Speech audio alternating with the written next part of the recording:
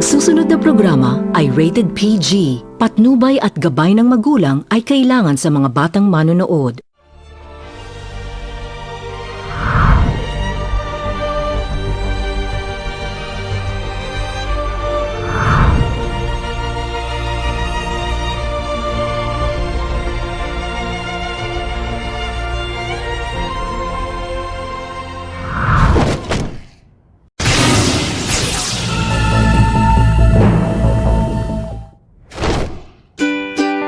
Hindi lahat ng tao ay nabibigyan ng pagkakataon na makaranas ng extraordinaryong biyahe.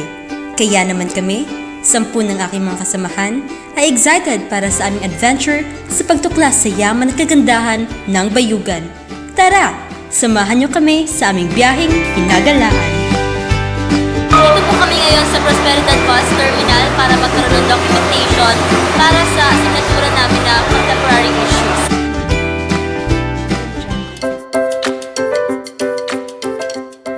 Humigit kumulang 45 minuto din ang aming biniyahe, lula ng habal-habal. Maliban sa malubak, matarik din ang daanan. Malapit na po tayo!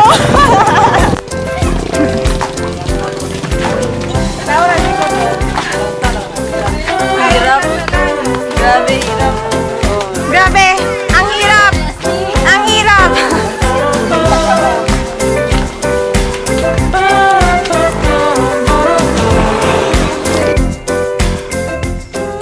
Pagdating namin ay nasikaso na agad kami ng mag-asawang Harvey at Jovi. Nilagang saging, preskong buko ang inilapag para mapawi ang aming pagod.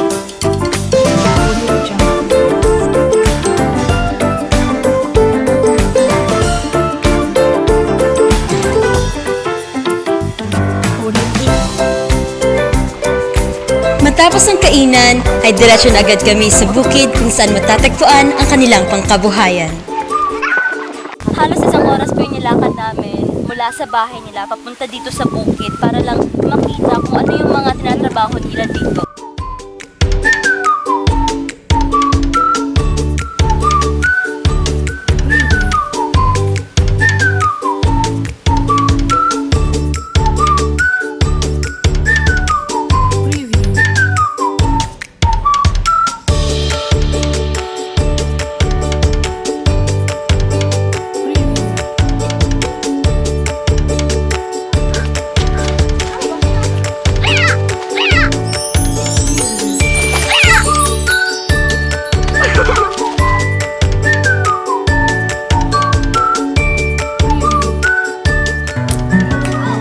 Marahil nakita namin kung gaano kasaya at kakontento ang pamumuhay ng mag-asawa kasama ang kanilang pamilya.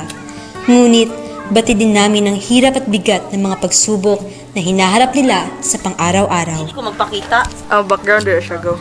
May hapon. Di ba din naman ang makarang O, dili na. pangalan sa din nito? Pangalan. Harvey Gato. Sige na po, paila-ila ko ya. Bigato. Si ate. Jojo Bigato. So, pila man kabuk inyo kuan anak? Pat. I-elaborate po ate, first story ako. Upat sila kabuok, tulo ka lalaki o isa ka babae. So, pila man kabuk ang nag-eskwela? Tulo.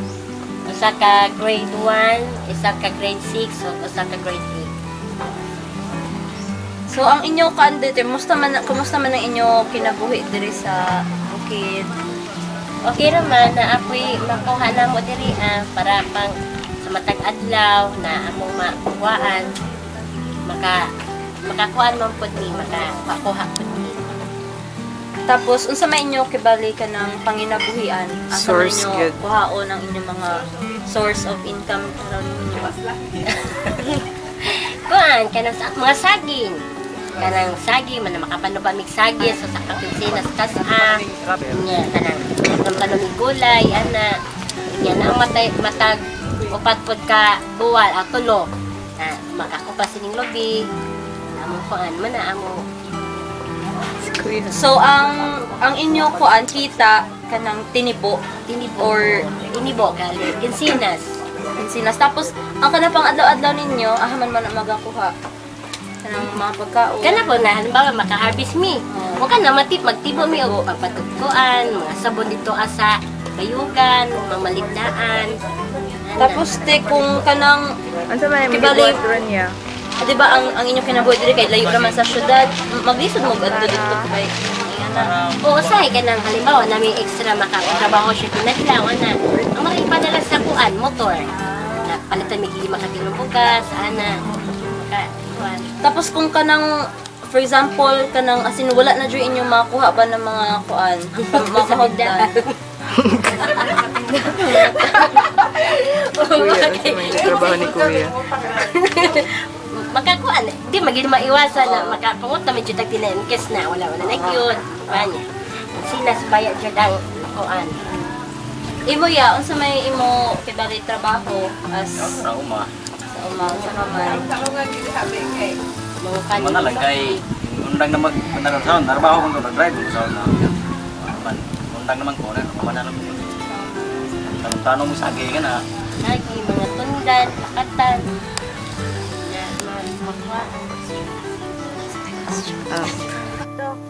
Niabot ba ti ang time Paul na naglisod jud mo sa Minabot yung pa lang sa mga dire na naglisod mo. sama sa unsa man nga pagtabo.